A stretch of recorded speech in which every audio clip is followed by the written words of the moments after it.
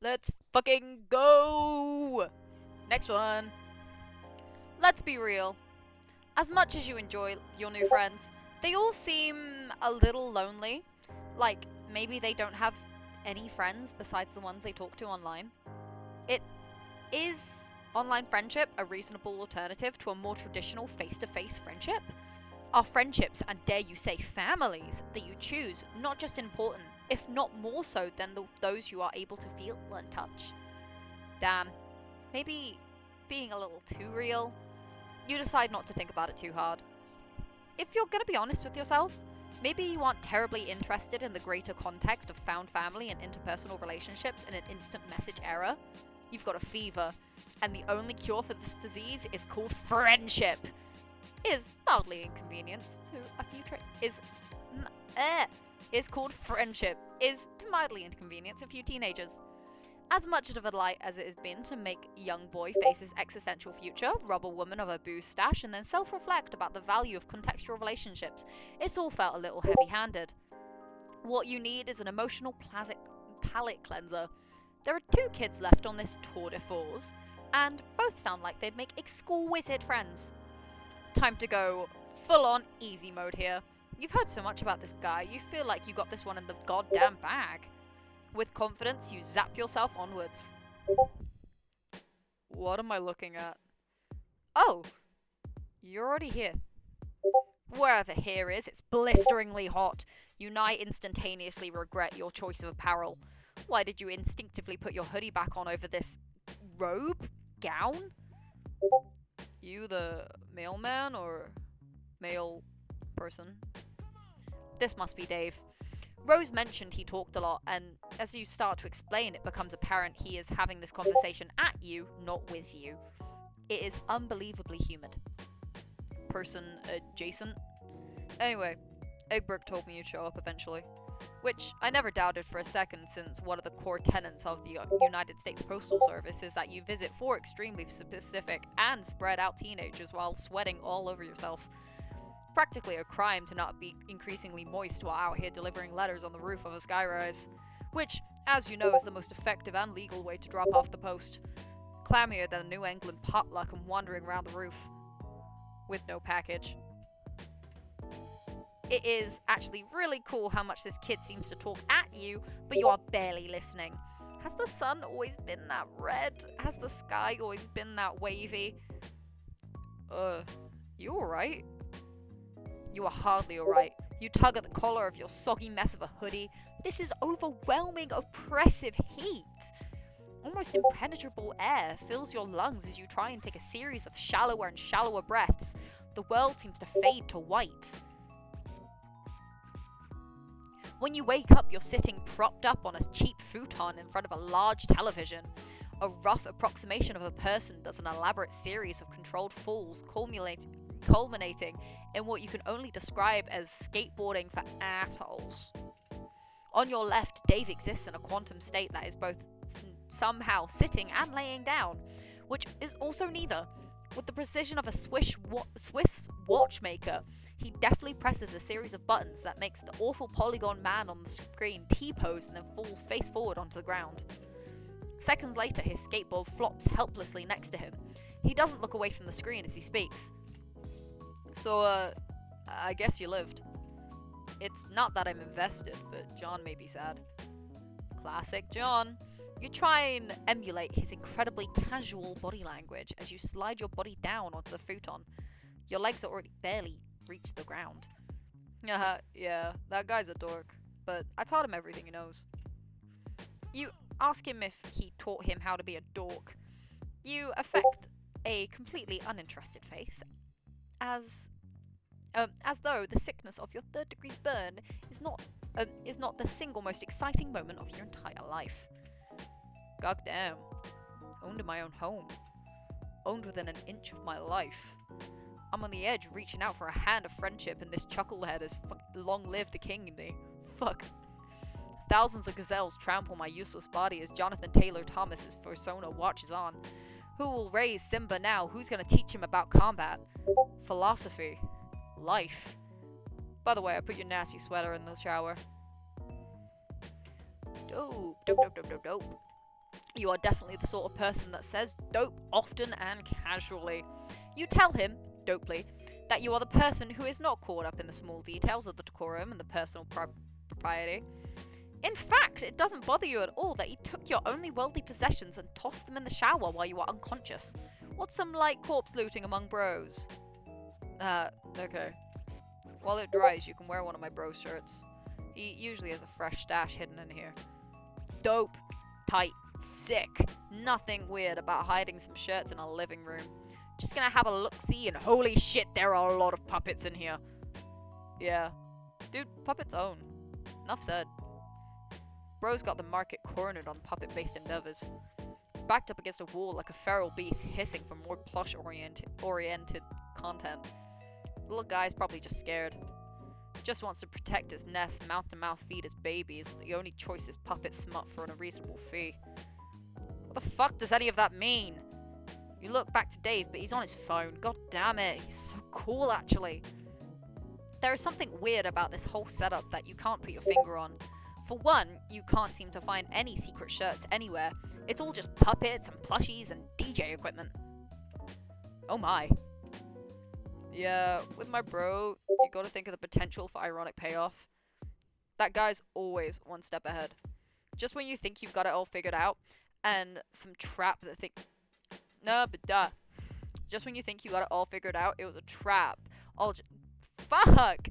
Just when you think you've got it all figured out, it was a trap, just some trap to make you think you'd gotten a goat. But that goat is long gone. Makes you think that there was never a goat. Maybe it was just some other barnyard animal all along. You've been duped into looking for a goat like some dumb asshole. Or maybe the goat just gets you a really sweet subverb to the whole thing.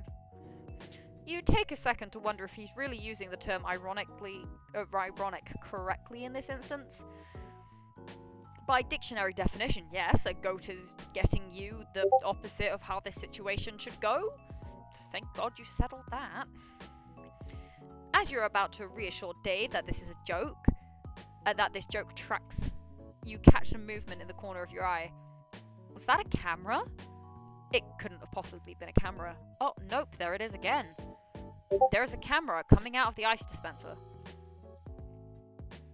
It whirs softly as you approach, its mechanical eye trained on you. How long's this thing been watching? Is it Dave's? You lean in and take a closer look, but your foot catches on something. You fall flat on your face. Dave seemed too engrossed with the conversation he's having on his phone to pay you much mind, occasionally mumbling something out loud a few times before presumably typing it out. You search for whatever it was to make you beef it so royally. You know, beef it, like fall down. That is a real phrase that humans say. A small tripwire stands torn a few inches off the ground. You must not have disturbed it enough to set it off whatever contraption it's attached to, apparently. Oh, yeah, sometimes they're more of a psych out. You think, oh fuck me, I definitely beefed it, which is a phrase that is real. And you sit there waiting on bated breath, prepared to be fucked deep in revelry marionette dick. But it never comes. You go the rest of your day just waiting for a payoff from your dipshit mistake, and it never comes. You wake up in cold sweats for weeks, yearning for the release that will never find you, and it hits you. You've been fucking bamboozled by the master again. There's no elaborate booby trap. No Rube Goldberg device set in an act series of complicated shenanigans, ultimately resulting in being burned alive in Kermit the Frog's plush amphibious dong. Beautiful, really. Damn, bro, you live like this? I mean, yeah, I guess. Keeps me on my toes. Heels never even met the ground. A prima ballerina with a head full of dreams and nothing to lose. God's gift applies ripping a straight tasty torn lay on my adoring fat. Fuck, I can't take you seriously, David. They go apeshit for this sort of thing, but it's just another day in the life of a dancer extraordinaire, Dave Strider. Haven't fallen for a trap like that since I was a baby. Trained. Real rookie mistake mailman looking tired, maybe. Drained. Oh my god, he is mumble rapping at you. This is the greatest day of your life. Oh my fucking god. Got more plush ass than a puppet lost and found. King Strider drops the illest fires because it's heavy as the crown. Rhyming puppet with puppet, call that puppet rhymes. Killing all the ventriloquists, puppet on puppet crimes. He He goes on like this for some time for what could be described as bars of a similar caliber. The narrative focus shifts on your inner thoughts out of necessity because it turns out writing raps is really hard. He isn't exactly great, but you're not really a rap expert despite your social media opinions may imply. Unless you count Hatch to Dance, which of course you do, why wouldn't you? Wait, what does that mean? Why do you think that? The whole scenario feels a little weird and familiar to you. All of these kids feel familiar to you. You learn something new about Dave and you already feel like you sort of know it. You can't place it. Despite having met Dave no less than an hour ago, something feels slightly off about him. Something about his actions feels so performative in nature, like he's pantomiming in front of an audience. As Dave continues to rap, you remember that you are in front of an audience. You cast a glance on the camera, at the camera, and also hundreds of stuffed little-eyed creatures staring at you with their lifeless eyes. Amidst your revelation, we check back in on Dave because I'm getting paid to write this, so I should probably make with the fucking jokes already. Master of my tool, I'm the ace. Hardware. Got more hose than a gardener. Yard care. Nice. The chaotic and surreal energy of this scene sends a shock of nerves energy down your spine. You feel alarmingly nude without the comfort and familiar warmth of your sweater. There is something about it that grounded you, something that felt like home. Despite the fanfic you're written in your head, a cool kid on his new best robot friend, the reality of the situation sets in. You have yet to make friends with this character, and all of it has kind of felt surreal and weird to you. Maybe it's time to zap back and hard reset this continuity and try again? What does that mean? Feels like I'm missing an important part of a puzzle here. Did he read or hear that? How does this work exactly? Sometimes you just narrate what you're thinking. Kind of a baller move. Why has nobody called you out on this before? You put your hand on the counter to stabilize yourself and your fingers brush up against something clandestinely polo. It just barely poking out from beneath the pile of discount plushies and nobody's neatly retail folded shirt. Can't remember which the right thing for this is. Obviously, you're gonna put the shirt on. You don't want to be the only one that's not wearing a cool shirt. Do you need some privacy, or I'm not sure where one layer of you ends and the other begins. Doubt the audience cares. What? Oh, you guess you were being on camera like this is kind of fucking whack, you say. So pointedly, your sprite even shows up on screen for a second. Yeah, that's right, we went all out for this one. You were kind of wondering if there was a place here that wasn't so under constant surveillance. Like, how does this kid even take a shit in peace? You know, everyone's thinking it. Don't line of questioning that I'm sure the public is... oh, fuck me and the... David! Dope line of questioning that I'm sure the public at large is eager to know the answer, but my room isn't wired up, no. Better get you fired up, though. Menageries multiplying with... Maybe not this second. David, shut up! Alright, damn. You accompany Dave down the hallway to his room. You hear the shower on as you pass the bathroom, and you peek in to see your hoodie, nice gown on the tile, being uselessly wetted by the low-pressure steam. You're welcome, by the way. Fuck me. I'm keeping all this in because it's fucking ironic and it's funny. Dave motions you to go in first, giving you the privacy you need to change into extremely starched polo shirt, nothing else. This collar will not go down. This is absolutely what someone in 2009 would think is fresh as hell. You look around the room for a bit. There are so many things in here. This would be a 13-year-old's wet dream, but to you it just seems a little much. It feels like this is a bunch of things that someone thinks they should like, let alone the fan art reflect that you've put this shirt on at this point. There isn't a mirror in here, but you can tell that this is someone's out there idea of a look.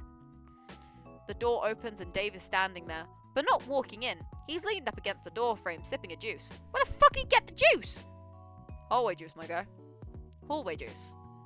What? You don't keep foodstuffs stashed around your house? What do you do when you get hungry? No, that's not it.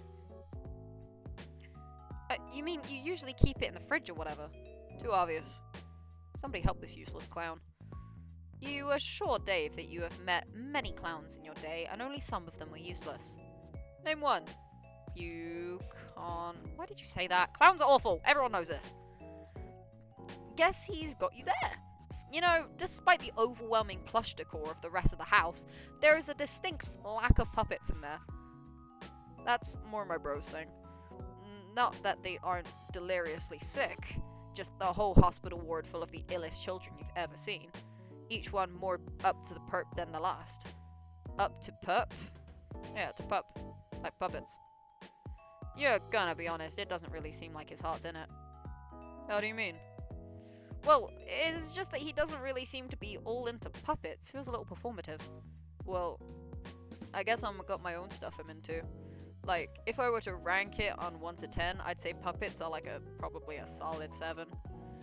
You've got this kid on the ropes. Just one more push. In fact, you'd even go so far to say the puppet thing sort of sucks. It is extremely weird. The cameras, the hiding things like an animal, it all seems a little, you know, whack. For a while, he just seems to look up at you, almost as if he's sizing you up. There's a long stretch where Dave doesn't break eye contact with you as he finishes his cute little juice and crumples it up. He takes an ambitious shot at the trash can and misses by about 7.5 feet. Damn. Could have sworn I had game. You're throwing me off, mailman. Yep, that is correct. You are the faithful employee of the Postal Service. I mean, I definitely believe you, but let's say I didn't. Let's say I had a cool friend who, even though they're too cool to care about details like this, they were a little skeptical of this whole situation. Maybe they just want some proof you were who you say you were, before they let you get any closer to their friends. Just throwing a hypothetical out there. What proof could he possibly need? Say the oath. What? The oath. Mail oath. Look, the thing about that is, I mean, unless you aren't really a mailman. Behind his sunglasses, Dave's eyes shift ever so slightly to what you might describe in a less immediately harrowing situation, a more moderately priced looking mall katana mounted on his wall. You realise that maybe isn't the time to come clean about your impeccable ruse. You can't believe you have managed to put yourself in moral peril yet again. You wordlessly chuckle and shake your head. Oh, the situations you get yourself into, haha. Dave, not privy to your private thoughts for once, looks on. Why, of course you can recite the mailman oath. You say with confidence. That is misplaced as it is unfounded. You perk up. This is your time to shine. Maybe the popped collar. You are feeling good about this one. You got this. You have lied to a ton of kids. One more and it'll be smooth sailing from here on out. You open your mouth and there is a brief second where everything feels like it's going to be okay. You immediately start sobbing, crumple on the floor in a disgusting mess. Oh, fuck. Wow, okay. Jesus Christ. You're not a real mailman. You never were.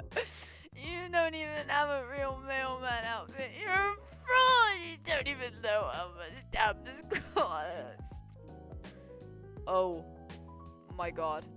Jesus, just okay. It's gonna be alright there. Dave squats down next to your deflated body and pats you a little awkwardly on what he assumes is your shoulder. You say you're sorry you tricked him. You just wanted to impress him because John said he was so cool. It's fine, I guess. Fuck, dude.